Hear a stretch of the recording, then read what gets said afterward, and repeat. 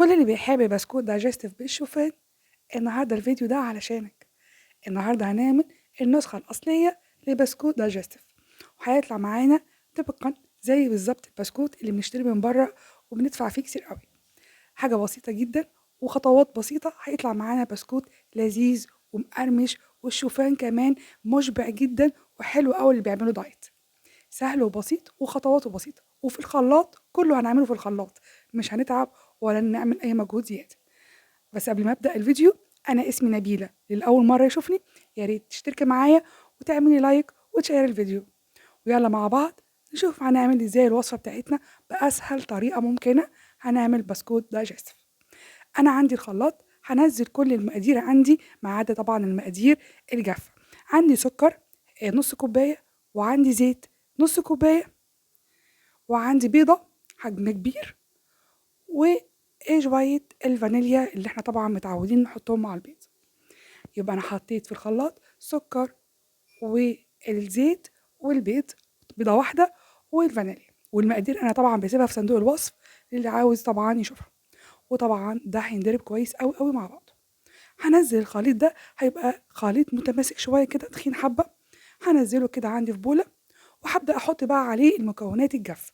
كوبايتين من الشوفان المطحون، خلي بالكم لازم يكون مطحون. وبعدين عندي كوباية واحدة بس من الدقيق الأبيض العادي بتاعنا. وكمان عندي معلقة من البيكنج باودر، ورشة ملح طبعا زي ما احنا عارفين.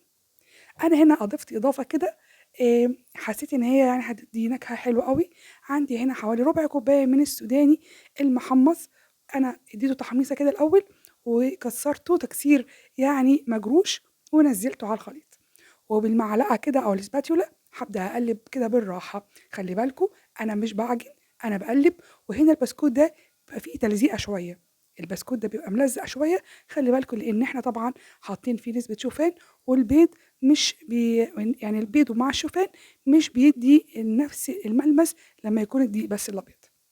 علشان كده لما اجي افرده، عشان ابدا ان انا اعمله بالنشابه وافرده، بحط شويه دقيق الاول على السطح اللي هشتغل عليه، واحط شويه دقيق رشه بسيطه بس مش كتير، وابدا بالنشابه كده افرد، يعني بحيث ان انا يديني السمك المظبوط اللي انا هوريه لكم دلوقتي. باي قطاعه، باي شكل، وباي حاجه عندك، حتى لو ما عندكش قطاعه بكوبايه، وتبداي تقطعي كده زي ما انت شايفه، وتعمليها زي ما انا اوريك. بسيطه جدا وسهله وما فيهاش اي صعوبه.